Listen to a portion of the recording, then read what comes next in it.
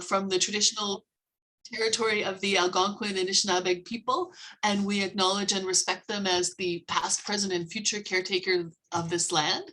And I'm going to turn over the chair to Mary Claude Harvey, who is our newest member of the executive committee, just formally elected yesterday at the AGM, to chair this panel on a day in the life of the Foreign Service International Affairs stream, which I'm really looking forward to hearing about myself. So over to you, Mary Claude, to do the honors, and thanks very much for doing this. Thank you very much, Pam, and thank you, Marty, for doing the technical. Bonjour tout le monde, bienvenue à la Semaine de l'art et de la profession du service extérieur. Mon nom est Marie-Claude Harvey, je suis la directrice adjointe pour le programme de développement du Ghana.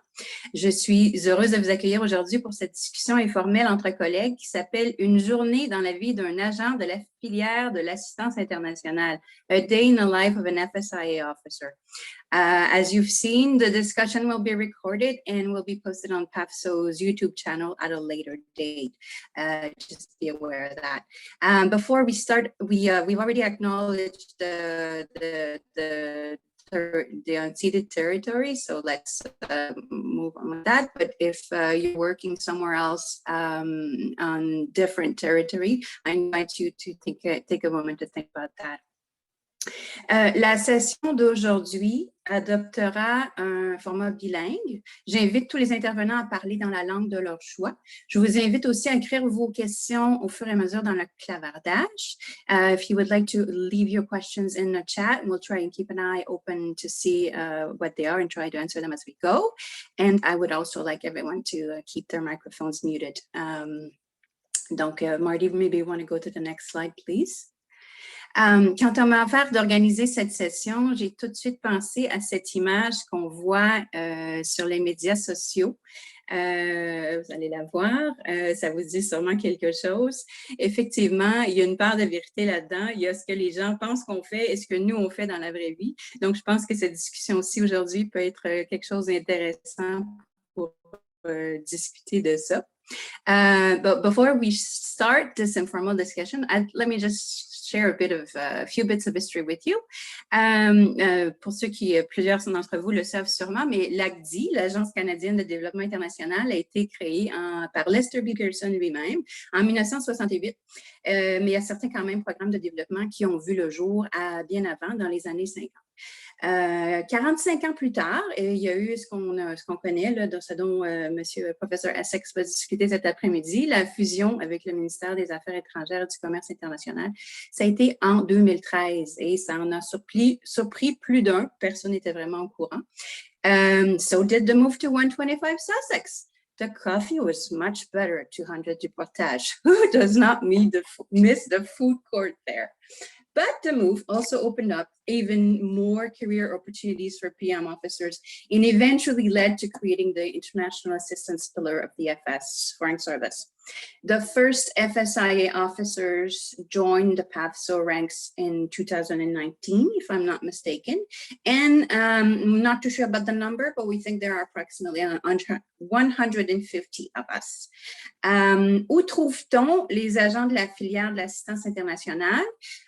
Principalement dans les secteurs géographiques, au multilatéral, au partenariat, ainsi que dans le secteur I. On en trouve aussi dans les services corporatifs, ainsi qu'aux politiques. Environ la moitié des agents FSIA sont en poste à travers le monde.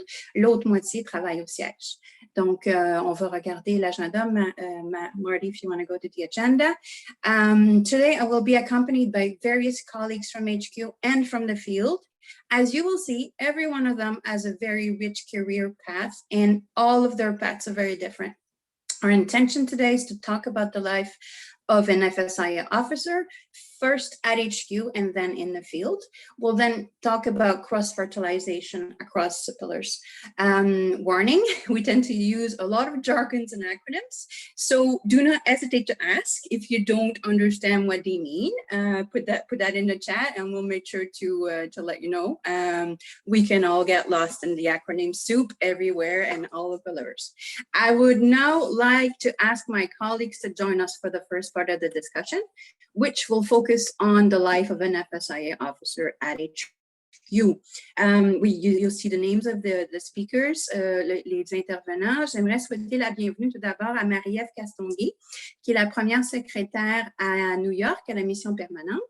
Guillaume Legros, directeur adjoint pour le programme de la Tanzanie. Laurent Gabriel Côté-Fournier, chargé de dossier principal sur le bureau de Norvège, Suède, Danemark, Finlande et Islande. And then we also welcome colleagues, Nayland Yuxel, who's a deputy director in AISE, Christopher Demers, Senior Advisor and Deputy Director, he has 2 hats, for the Conflict Prevention, Stability and Peacekeeping Division. Sophie Price, Deputy Director, International Assistance Operations and Coordination, and Annika Elman, Political Counselor in Accra, Ghana. So now we'll move to the life of an FSIA officer at HQ. I put a few pictures there from the building for those who get to go once in a while. The middle one is the new D Tower where the GEO people get to work. I'm one of them. And the third one is definitely, you know, what a lot of us see these days, a desk at home. So maintenant, mes chers collègues, je vous tourne la parole. Si on fait abstraction de la COVID, où nos journées de travail sont réduites à leur plus simple expression, soit on ouvre l'ordinateur le matin, on fait des rencontres MS Teams ou Zoom et on ferme l'ordinateur à la fin de la journée. Parlez-moi de la vie d'un agent de l'assistance internationale au siège. Mais who wants to start? I think we might want to have some colleagues working at HQ currently. Who wants to go? Guillaume, Laurent Gabriel, Chris, Sophie? I'll do it. I'll go for it. Go ahead. Oui, bonjour. Personne autrefois allait travailler à l'AISE et aujourd'hui devient un agent du service d'un bureau au HQ. C'est pas ça le but, c'est pas ça qui nous attire. Il y en a peut-être, mais j'en connais pas. La plupart de nous, ce qu'on veut, c'est être en affectation à l'étranger. C'est vivre dans des pays exotiques.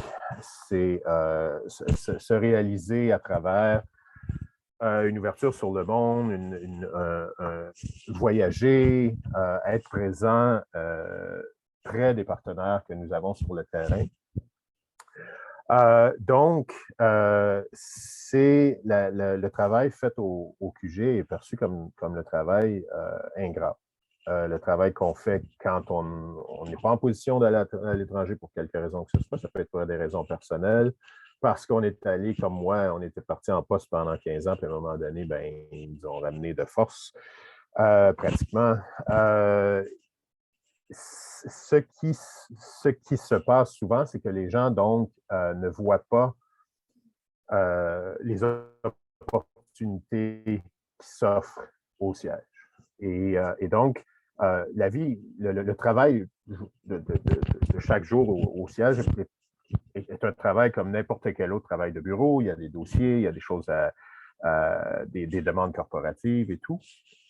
Mais je pense que si on ne voit que ça, on peut passer à côté de certaines opportunités. Et certainement, ces opportunités-là, en tout cas dans ce qui me concerne, c'est certainement ce qui a rapport avec la programmation. Faire de la programmation en aide internationale, comme mon équipe le fait en Tanzanie, c'est pas facile. Il y a beaucoup d'étapes, il y a beaucoup de règlements, de lois, beaucoup d'intervenants.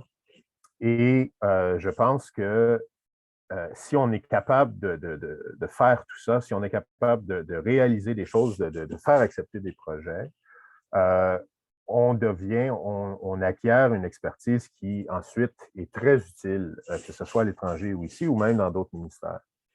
Et donc, moi, ce que certainement je dis tout le temps aux gens qui commencent en développement, qui sont donc à la centrale, puis qui ne veulent pas aller qui ont hâte d'aller à l'étranger, et puis qui ça, j'ai dit, vous perdez une opportunité si tout ce que vous voyez, c'est qu'ici, c'est pas très intéressant et que là-bas, c'est bien meilleur.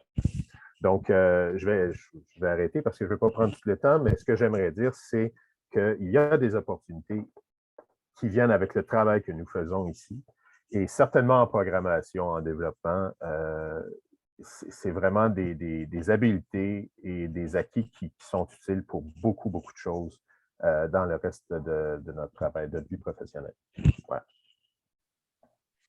Merci, Guillaume. En effet, c'est des habiletés qui peuvent être utilisées dans bien d'autres ministères. Est-ce qu'il y a quelqu'un d'autre qui voudrait intervenir? Laurent? Ouais, je peux y aller et je suis désolé, je me souviens plus comment on lève la main sur Zoom, donc je vais peut-être interrompre les collègues à certains moments. Je me souviens plus. Bref, pour rebondir un peu sur ce que Guillaume mentionnait, je pense que surtout si on vient d'une autre filière, que ce soit du côté trade ou FPDS, de travailler, de commencer au siège du côté assistance internationale peut être très intéressant pour s'exposer justement à ce que ça peut vouloir dire la machinerie derrière le développement international, comment on développe des projets de développement. En général, les collègues au siège, parce que moi, ça fait quand même longtemps que j'étais plus sur le terrain, je suis revenu durant la pandémie, donc mon expérience au siège revient à quand même il y a quelques années. Mais je pense que la fonction principale d'un agent de développement ou d'assistance internationale au siège, c'est de soutenir la mission, de soutenir le programme de développement bilatéral ou même une institution multilatérale sur le terrain, en s'assurant que, par exemple, les mémos pour justement faire approuver des projets de développement progressent, qu'il y a un progrès qui se fait à ce niveau-là, de pouvoir faire le lien avec les services corporatifs pour s'assurer que les consultations ont été faites et, en bout de ligne, avoir un projet qui peut être mis en œuvre sur le terrain. Donc, c'est une fonction qui est extrêmement importante, mais justement parce que vous n'êtes pas nécessairement le lead sur ces projets-là, parce que souvent, c'est sur le terrain où il y a un lead, ça vous permet de vous exposer et de vraiment vous familiariser avec le développement, les rouages, la machinerie derrière le développement international, pour la suite, possiblement vous permettre d'aller vers un poste sur le terrain. Donc, je pense que c'est un bon endroit où commencer, une bonne école pour quelqu'un qui a peut-être un peu moins d'expérience par rapport au développement international. Et je vais m'arrêter là pour l'instant.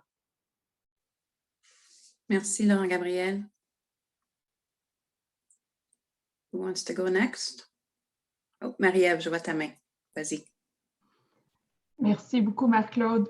I think I'd just jump in to add that HQ experience is also really useful in terms of managerial experience. Anyone who's also looking to either become DD, director, so on and so forth, that experience is kind of unique to headquarters in the sense that working with contracts, working with finance, having the opportunity to manage a team. Of course, you can do that from the field as well, but there's that perspective also that can be really beneficial when looking a few steps ahead in terms of where you want to be heading in your career.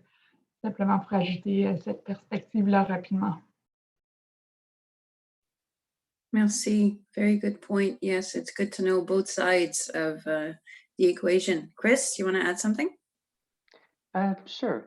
I mean, one thing when I was thinking about this question was about what is, if today's session is about the life of an FSIA officer, would be what's different, if anything, really, about FSIA from other streams in terms of being at headquarters. And I struggled with the question a bit, but I think that there's one element that's probably worth highlighting for those either currently working in the stream or thinking of working in it, is that there's somewhat of I'd say a healthy tension, but it's, I wouldn't negate it, about the kind of the worlds in which you inhabit. I mean, there's the kind of larger picture of international assistance, whether it's the SDGs or the kind of bigger, more, I don't know how to put this, but like internationalist perspective of reducing poverty globally, which would be a universal goal on the one hand, and that's what a lot of the kind of specialized skill set is supposed to work towards. Whereas on the other hand, and I think perhaps if you see this even more so than in admission, is you are part of a foreign ministry, and you are there to meet the objectives of a foreign ministry, which is perfectly normal, and that's, if you want to be purely doing something else, then you're probably working at the wrong place. I mean, I'm happy to balance these two elements off. It's not always straightforward, but I think that's one element to me that really stands out in terms of the what it means to be an FSIA officer. And especially as, you know, the international context keeps changing, that's something that I would say certainly helps to keep the job interesting.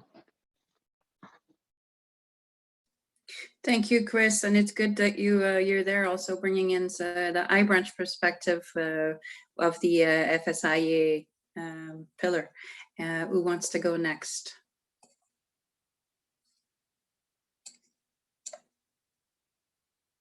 Okay. Was there any questions? I had some electricity issues on my home this morning, so I'm not quite set up the way I would have liked to.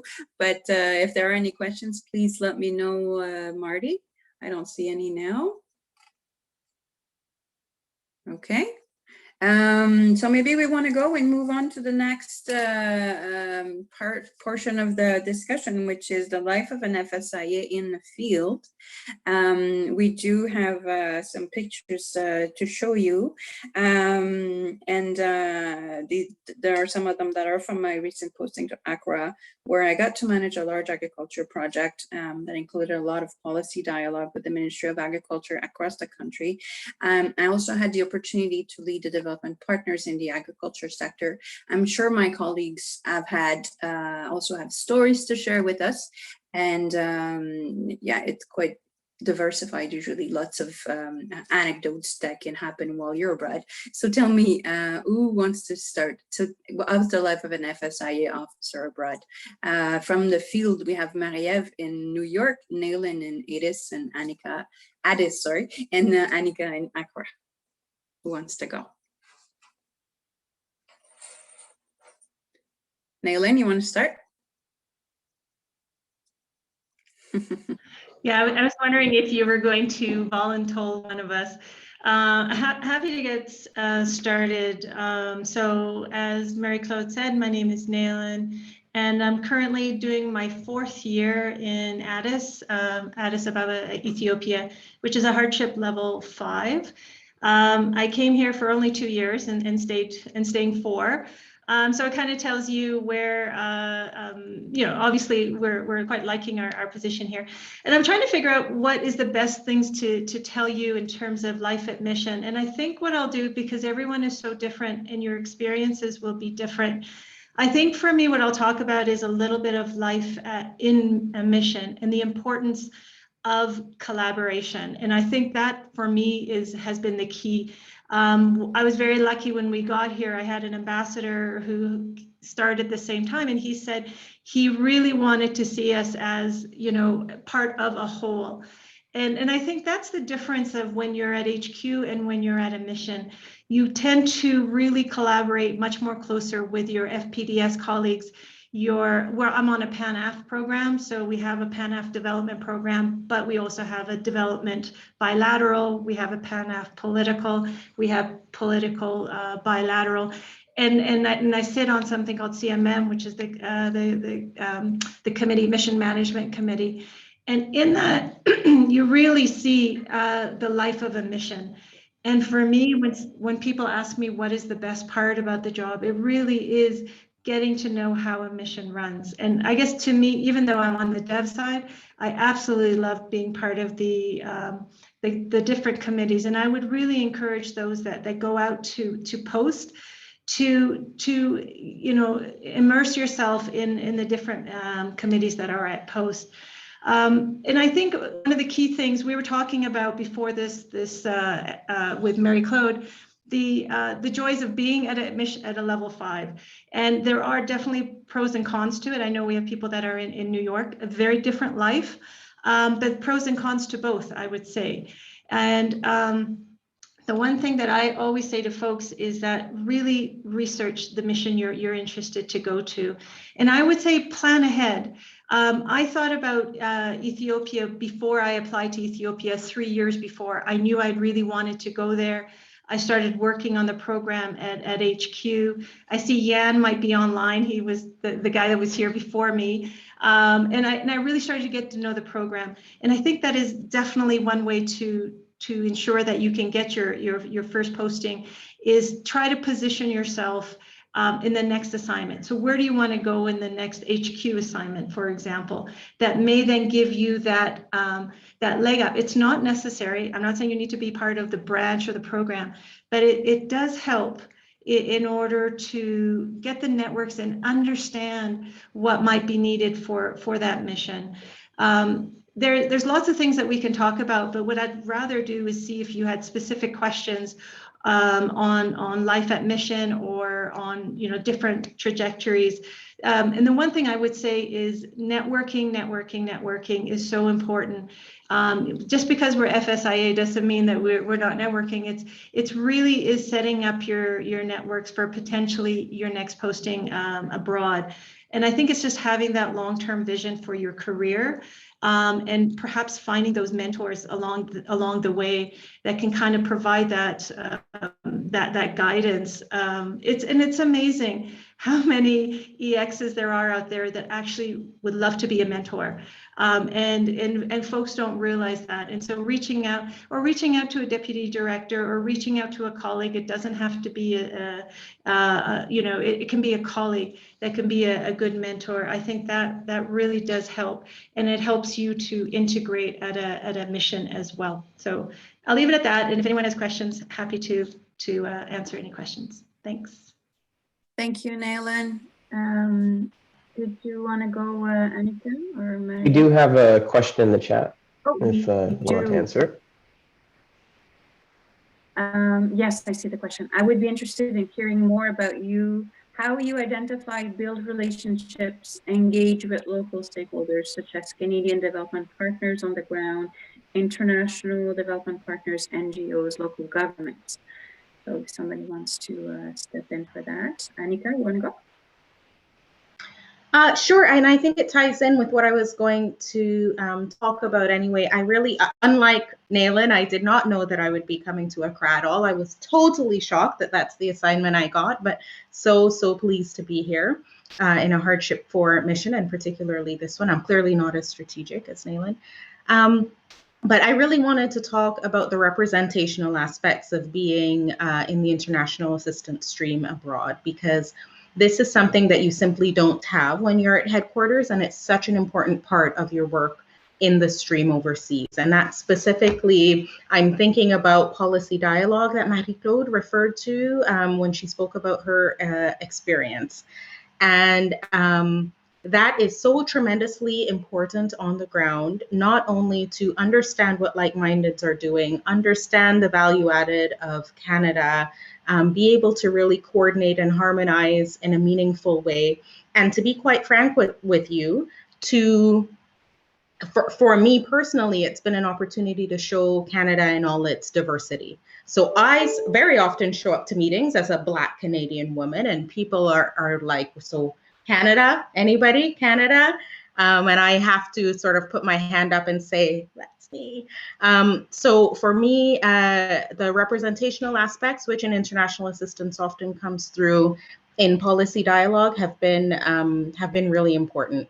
And in response to the question about networking, I know all of us will have responses to that, but I would just say that I'm currently in FPDS. I don't know what my future holds, but the whole rest of my career has been in development.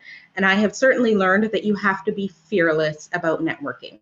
So you have to be yourself and be respectful and diplomatic, but you have to not be timid about it, because so many of my most important contacts have come about just because I didn't hesitate to ask. Where do you work? What do you do? What are you interested in? And exchange that business card, because you truly never know. I find in international assistance, we have our lines. We know what the contribution agreement says. We know what the policy says, but sometimes you need information. And networking is really critical to that. It's also so important for me to physically get out, COVID permitting, to wherever I can go. The other thing I wanted to touch on is coherence, which someone else mentioned as well, the importance of representing Canada as a whole. I find a lot of that is driven by personalities in terms of program managers, and a lot of it is driven by mission leadership. But a lot of it can come from the working level as well. So I always encourage people to look for small, medium, and high level opportunities to link up with trade, link up with FPDS and other teams to really get things done. I will leave it there, Marie-Claude. Thank you, Annika. A good point about the nexus. Really important to try and build synergies across our various pillars. Marie-Ève, did you want to say something? Oui, merci Marc-Claude. Entièrement d'accord avec ce que Annika et ce que Nalan nous ont partagé. Mon expérience personnelle en Haïti m'a démontré aussi qu'il y a une façon d'engager d'une certaine façon naturellement avec nos partenaires du secteur des ONG, du secteur formel, donc que ce soit des affaires, que ce soit les ONG internationales, que ce soit nos partenaires des Nations Unies sur le terrain. Nos filières spécifiques nous permettent d'engager dans le contexte de suivi de projet, dans le contexte de visite de haut niveau. Il y a cette prise de contact-là qui se fait naturellement dans le cadre de nos fonctions.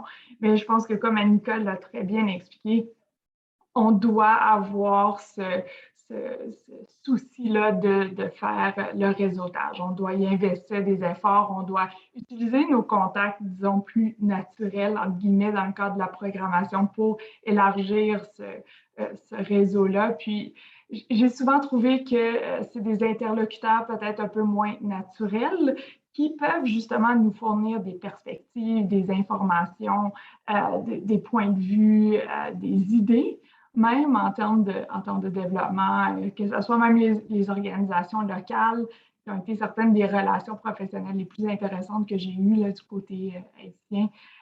Donc, oui, c'est l'effort investi, je pense, qui détermine le retour qu'on a en termes de nos efforts de réseautage, mais aussi qui se fait très naturellement là, par l'entremise de nos partenaires de mise en œuvre, le gouvernement national, etc. Donc, un heureux mélange de tout ça. Oups, merci beaucoup, Marie-Ève. Laurent, tu voulais... Oh, Laurent, Guillaume, je vous laisse, je commence avec Guillaume qui a levé sa main et qui a trouvé la fonction. There's nothing I can't do.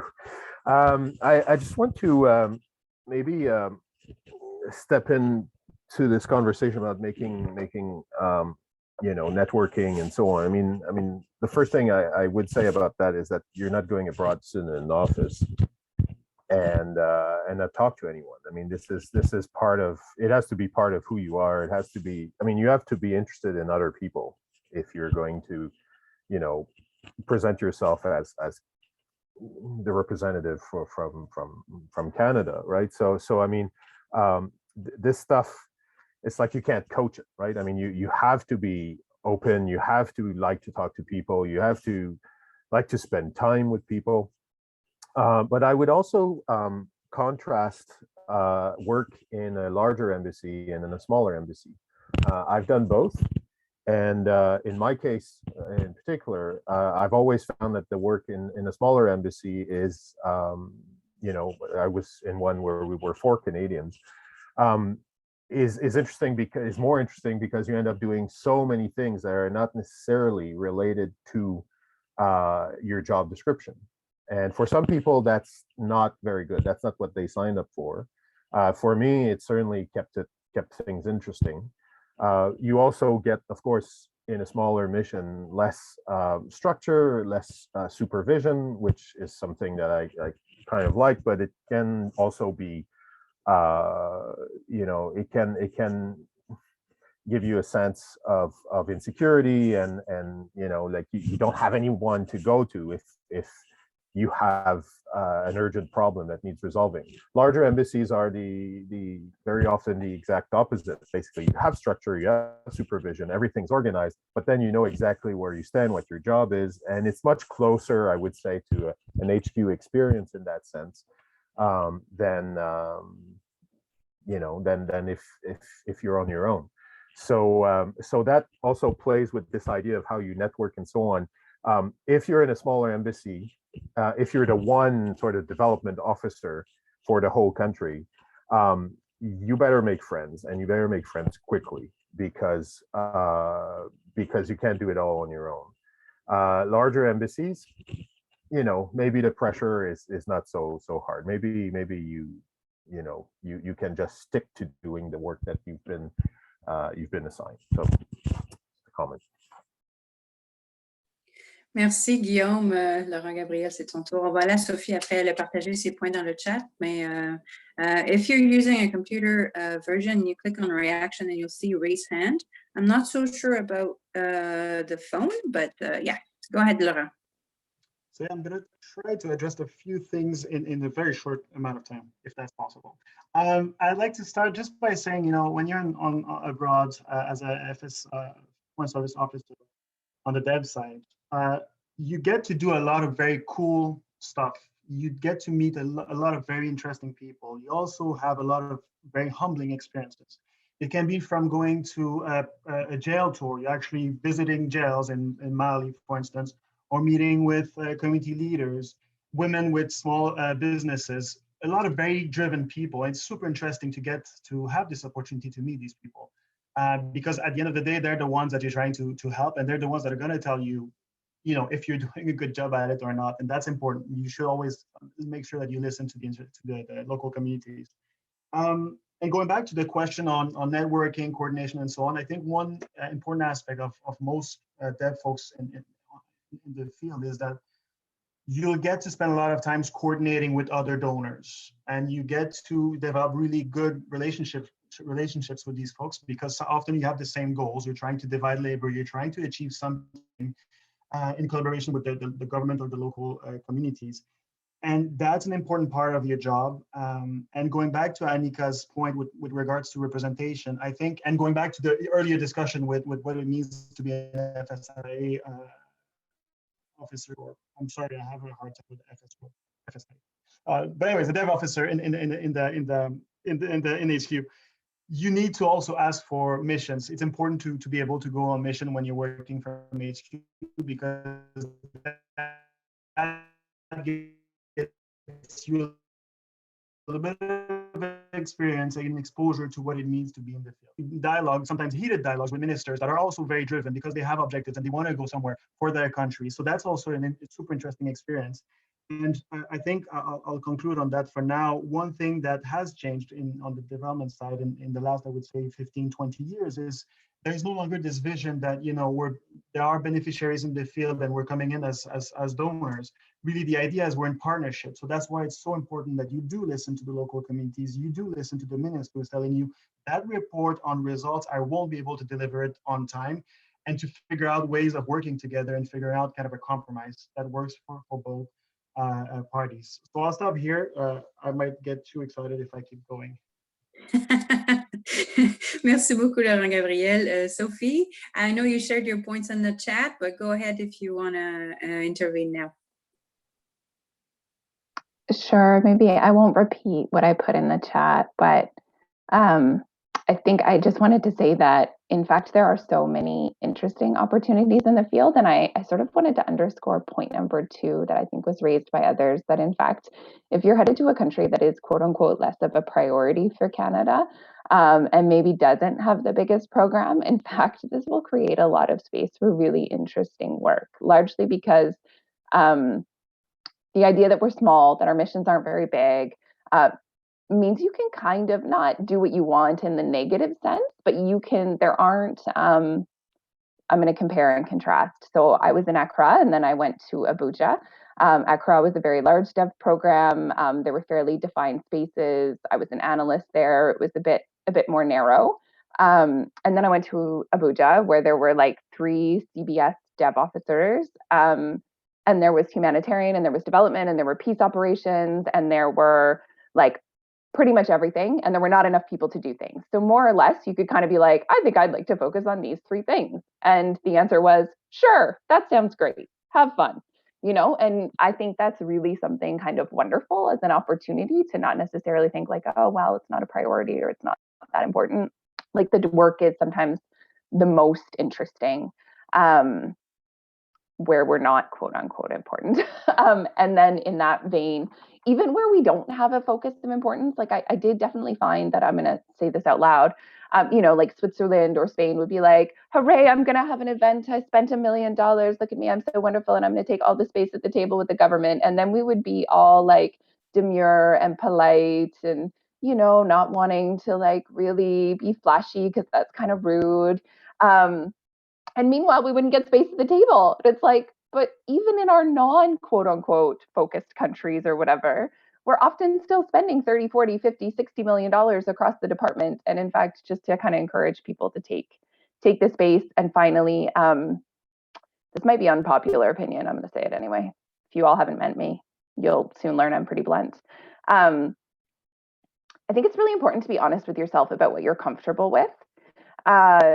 Whether you're at headquarters or in the field, and the type of job you choose. If you are not the kind of person who's very comfortable making friends, you will struggle with the policy dialogue component that is in fact incredibly important for our work in the field. If you do not like going to events, if you do not like that sort of thing, this may become troublesome. I'm not saying you can't do the job, but just select a job that's aligned with that. Likewise, at headquarters, the same thing goes. There are some people who are super well suited to being in an office and doing the analysis, and like they're amazing at it. And then there are other people who are better suited to being in the coordination roles, et cetera. And I think in order to be happy in your work, it's really important to take the time and the space to really reflect on what is your natural skill set, or what are you willing to work on and push outside of your comfort zone if it's not your natural skill set, which I think links to the suggestions and tips question around working with members of other programs. Some of that is the super awkward, like just picking up the phone, like doing the annoying, like I'm going to try to figure out who it is and I'm going to give them a call. If you're specifically looking for opportunities, like for TDs, that's a different conversation, but more for like working across programs, some of that is just getting comfortable with like being uncomfortable, to sound like Jillian Michaels, but just kind of getting into that space and being like, you know what, if this isn't my natural thing, I'm going to do it anyway. Or, if you really don't want to do that, like really consider it carefully, that maybe this isn't your best life job. Merci beaucoup, Sophie. It's true. We need to get out of our comfort zones, and in times like COVID, where you can't talk to people in the hallway, you have to find ways to do that, and get on the phone and talk to people. Mais effectivement, je vois la question de Pamela dans le chat, qui is it's a good segue into our next segment. I'll read your question, Pam. Do the panelists have any suggestion tips for members of other programs in working with the DEV program or with divisions at HQ? Are there opportunities for cooperation synergies that your FBDS, trade, MCO, and immigration colleagues are missing?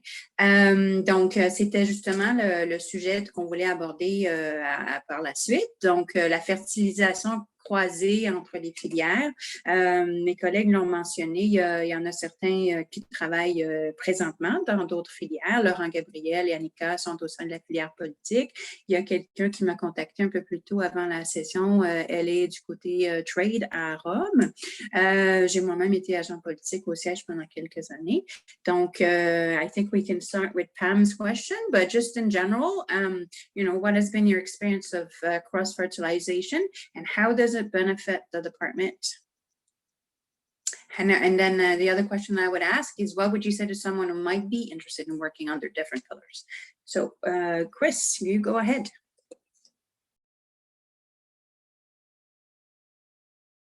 There we go.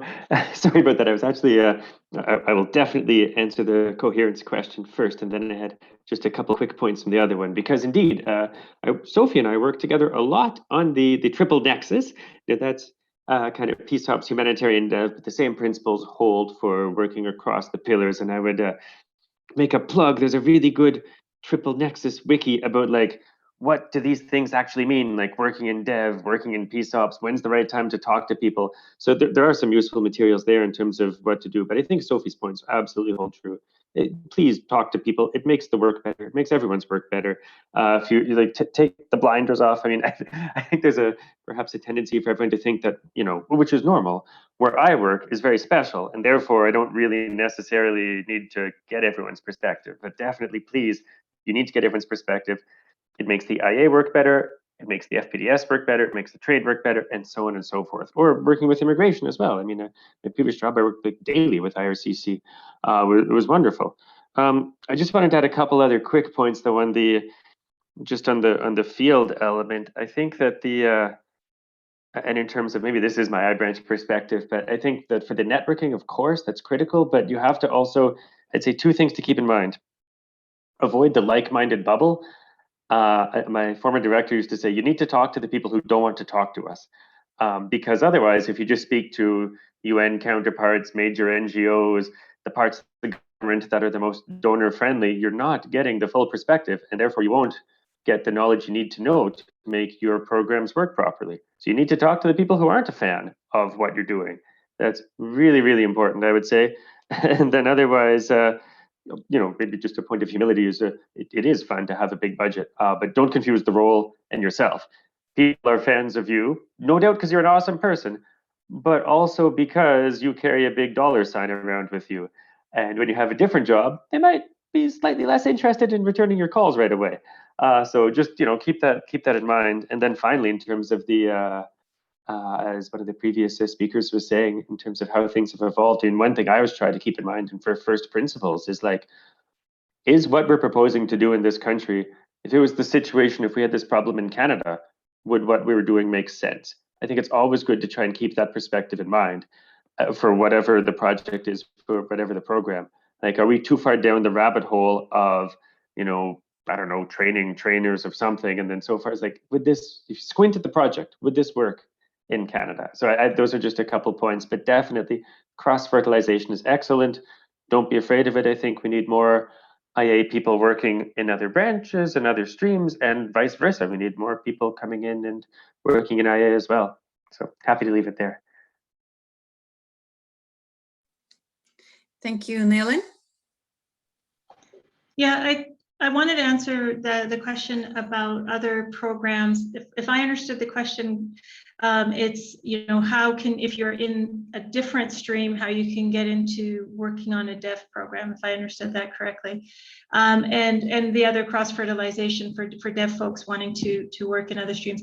I actually see a lot of dev people being extremely successful in FPDS and on the trade side. And I think it's just because of the type of work we do. And I think that has actually created a bit of a tension with the other streams, where they feel that dev people are very easily getting the jobs that were traditionally by other streams. And I think the reason is because we manage money and we manage results. And I think that, and sometimes we're managing people at different levels and different working groups, and we're collaborating. And I think so many, and I'm a huge proponent of seeking the cross-fertilization and trying to experiment and go outside the stream, especially for FSIA folks, because I think we can do it. The stuff that we do in the field, especially in terms of the collaboration and the report writing and the memo writing we do, fits very well. But it's how you sell yourself in the interview that is extremely critical. And if you're going for a mission, read their strategia, understand what the objectives are, and then sell yourselves for what you bring to that program. For those outside dev, I have to say they have a harder time, and I think it's because I'm not sure especially if it's a program job, analyst job, I think it's easier. Program level jobs, it's very, very difficult to jump in at an FS2 if you're coming in and you've not managed a project before. So if this is something you want to jump into, really and we've hired people. I've been doing this for a few years and interviewing people from different streams and hiring people that may not have all the experience when they come to the mission. But I think if you present yourself in a way that you actually understand each of the levels of what is required to put through a project proposal, and you understand the FRET system, and if you've never done it before, that you can actually talk to it, will impress a manager, will impress somebody who says, you know what, knowledge and those things can be learned. But if you're open and you're collaborative and you show all the things that you can work and that you're willing to learn, I think that is what I think a manager will look for. And then you can learn how to do a fret and write a memo. That's not the rocket science. So I would say if you're looking to jump into whichever stream, is just do a lot of research. Talk to people in the stream, understand what are the maybe some of the barriers that they face on doing the job. Just like this, reach out to some of us if you're not on the dev side and say, okay, what are some of the things you look for when you're hiring somebody? And we'll talk to you on that, and we can tell you some of the key things that we would look at. It comes down to that. Anyways, lots of other things I could say, but I'll leave it for now. I see maybe others want to jump in. Thanks. Merci, Nayland. Excellent points. Marie-Ève, you're next. Merci à nouveau. 2 points à ce sujet-là, une question vraiment intéressante, puis je pense qui est au cœur de la discussion aujourd'hui quand on continue à considérer le travail à faire pour la fusion entre les ministères. Du côté de la centrale, je pense que Nayland l'a très bien expliqué et ça revient à son point précédent aussi de planifier. Plus spécifiquement, ça peut être intéressant de se joindre à un programme dev d'une perspective d'analyste, dans un rôle d'analyste, mais en parlant avec la gestion, dire je serais intéressé de prendre un projet aussi, développer ces compétences-là, développer ce savoir-là, et en y allant graduellement au sein d'un programme qui est prêt à appuyer ce genre de croissance-là pour les employés. Il y a des connaissances du côté politique, il y a des aptitudes qui sont hyper pertinentes dans la filière des analystes et qui peuvent donc être une porte d'entrée pour apprendre graduellement et prendre des responsabilités en termes de gestion de projet. Et donc, c'est une façon par étape, une façon graduelle de justement faire cette transition-là et être capable d'y apporter toutes nos connaissances antérieures. C'est quelque chose qu'on a fait au programme développement d'Haïti, puis qui a porté fruit. Donc, ça se fait très bien. Il faut un peu de volonté de la part de la gestion, beaucoup de volonté de la part des gens, justement, de tendre la perche, de poser les questions, mais ça se fait très bien, puis ça peut se faire graduellement aussi. Donc, c'est intéressant qu'on est capable de regarder l'horizon temporel un petit peu plus d'avance pour justement y aller graduellement et développer les connaissances requises pour continuer à progresser. Du côté du terrain, je pense que c'est intéressant aussi de considérer d'appliquer pour des positions dev, mais dans des missions, dans mon cas de New York, des missions ou des ambassades qui ont peut-être une perspective ou un mandat plus politique. Donc, en ce moment, ce que je fais à New York, donc à la mission ici, oui, je travaille avec les agences des fonds et programmes. Oui, c'est le dev absolument. En même temps, le chapeau de New York est très politique, donc ça permet de continuer à apprendre. J'ai vu dans le chat, là, Dev is a big tent. New York, c'est un bel exemple de ça. Puis le travail en développement peut vouloir dire autre chose d'une ambassade, d'une mission, d'un bureau, d'un desk à Ottawa à l'autre. Donc, avoir la volonté de justement ratisser un peu plus large permet de bien élargir nos connaissances, mais aussi de s'ouvrir des portes dans les autres filières éventuellement. Excellent point, effectivement. Il y a beaucoup de place pour la collaboration, autant au siège que sur le terrain. J'aimais beaucoup ton point, Nayland, de dire, you know, we have to get out of our comfort zone, but, you know, find opportunities with mentors that would be willing to take you under their, sous leur aile. Et puis, l'idée de Marie-Ève aussi de peut-être, même si on n'est pas prêt à faire le saut complètement, peut-être faire un petit essai là, en gérant un projet, en commençant un petit peu graduellement à s'impliquer. C'est une bonne façon d'apprendre. Sophie was saying, if you want to move to dev, you should just reach out. It's true, there are a lot of HR shortages everywhere. C'est pas juste au dépanneur et au Tim Hortons qu'on manque de monde, il y en manque aussi côté dev. C'est juste un peu dommage que cette session-ci soit le lendemain de la date limite d'application pour les postes sur le terrain, mais je suis certaine que ça va quand même être utile pour la suite des choses. Donc oui, effectivement, n'ayez pas peur de de tendre la main, puis de poser des questions et de voir qui serait prêt à vous appuyer dans cette démarche-là. I think we went through the questions. We have a few minutes left. Anybody else wants to ask a question? Go ahead and jump in if you don't know where to find the raise your hand function. Or anybody else from the panel wants to ask something? I see a hand. I'm not sure who it is. Go ahead and talk. I'm having some technical issues here. Just one thing I would say, if you're considering moving to the dev side from another stream, I would say try to do it sooner in your career than later. If you're thinking about it now, do it. Because later on, when you're a bit more senior, it might be more difficult. And to Nayland's point and others' point, I would say, please reach out, because everyone has something to bring to the table, to the dev table, if you want. If you're working in IOR on human rights, well, you have that human rights content, knowledge, and all of that. So you can bring that to a governance programming unit, for instance. So all that to say, you know, first and foremost, if you're thinking about it, do it. Then talk to someone on the dev side in terms of how do I present myself to a manager, be strategic about it, because there's always, I believe that any stream in a department would bring something to a dev team. And it may be easier to start in HQ rather than in the field, because in the field, we have a few more expectations in terms of accountability and so on, but I'll stop here for now.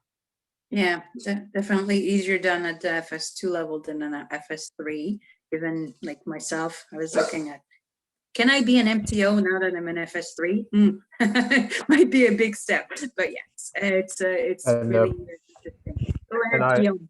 I'll add to what Laurent Gabriel said. You know, your first dev posting is not going to be a very good one because we're not sending, because people would experience.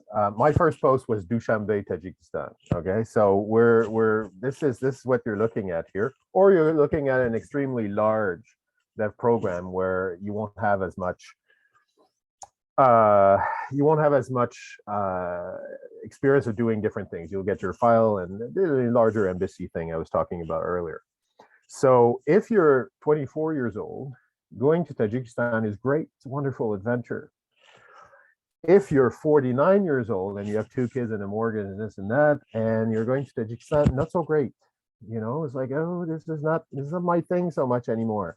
So I couldn't agree more with Laurent Gabriel. If this is something you want to do, and I strongly recommend people do it, because you get skills. And I put it in the chat, like, you get to manage large amounts of money. You don't get to do that very much if you're FPDS, or if you're anything other than a dev officer. And it's hard, right? We don't just give you 25 million and say, all right, we'll talk in a year, good luck. So you get valuable skills from all this. So highly recommend it, but do it earlier. Because by the time you're an FS3 and by the time you have kids, by the time you this and that, the places you want to go to, you'll probably be faced with pretty stiff competition from people with more experience than you. So. Good point. Merci beaucoup. Quelqu'un d'autre? Marie-Ève, est-ce que c'est ta main? Tu viens de la lever? Oui? Non? Une vieille main? Oui, excusez-moi. Il n'y a pas de problème. Donc, any more questions? I see Pam, we said yes, not possible to make the move at FS4. C'est vrai, on n'a pas le poste FS4 du côté dev encore. Peut-être quelque chose à considérer. Hopefully, GAT will address that when they look at the FS4 rules. Yes. Anything else you want to add? Should we... I just maybe one addition. One thing that we didn't mention at all is languages as well. So French, English, obviously, but other languages can get you, it can get you a posting if you actually are fluent in let's say, Bambara in Mali, for instance. My point is languages are super useful. So please put that forward. If you speak multiple languages, it's always. D'accord. Merci beaucoup, Laurent Gabriel. Donc, si on revient sur la discussion, je pense qu'on disait que l'expertise qu'on développe comme FSIA, notamment au siège, là, la gestion de projet, ça peut être utile dans d'autres ministères. Laurent Gabriel le recommandait de commencer au siège avant de partir en poste. Ça peut être très utile d'avoir ces connaissances-là pour mieux soutenir la mission dans un rôle au siège avant de partir soi-même en poste. Mais évidemment, Chris a mentionné que le rôle de FSIA était un peu différent, mais qu'on était tous là pour soutenir le ministère. En fin de compte, ça faisait partie d'un tout. Affaires mondiales Canada, quand on regarde le rôle du Canada à l'étranger, c'est oui les affaires politiques, c'est oui le commerce, mais quand on s'intègre, on a une approche cohérente, on est beaucoup plus fort en travaillant ensemble. Donc, on a parlé de hardship. There are pros and cons to working in an hardship level 1 and an hardship level 5, but any good recommendations from Nayland that anything you want to do, try and plan ahead, get your information, do your research, look at strategy. If you can have a long-term vision. If not, sometimes your long-term plan doesn't work quite as well as you would have liked to, then that's okay too. But it's always helpful if you can find a mentors, and there are lots of people out there willing to do that. So just don't be afraid and ask, get out of your comfort zone. Évidemment, on a parlé de dialogue de politique et du fait que c'est très important d'avoir, on a beaucoup aimé le commentaire de Chris de get out of your bubble, make sure you ask the opinion of people who don't think they have the same opinion as you. Oh, il y a une question qui vient de s'ajouter. How has COVID impacted your work in the field? Oh, okay, that's a good question. Do you see it as having transformed your work or simply a temporary disruption? Est-ce qu'il y a quelqu'un qui veut se lancer? Hey, Nayland, I see your hand up, your real hand. Yeah, real hand. It's a difficult question. I feel like we struggle at the field very differently than HQ. At the field, it's about internet connectivity. And last year we had to work from home 1 week on, 1 week off. We had 2 teams because we needed to keep the mission going. And that's the difference, is you need to have the mission active, and there needs to be people coming in. So we had to come in, and the weeks that we were at home, it was very, very isolating. And because the internet was so horrible. But I know that people at HQ had similar issues of isolation. So that's still the same, except you don't have your social networks in the field that you may have at Ottawa. But the one thing I would say is this technology has been amazing for bringing me closer to HQ. And because now I have face-to-face meetings, they are very tiring. I say I'm more tired now because I'm staring at people's faces all day, but I feel much more connected to HQ than I did before. So that feeling of being just on a phone and being a voice, and other people being at HQ in a meeting room together, and me trying to have my voice heard, is not the case anymore. And that, I think, is a really great change. The technology has changed, and maybe COVID pushed us to have our own personal computers. I can take it home and stuff. That's a game changer for us in the field.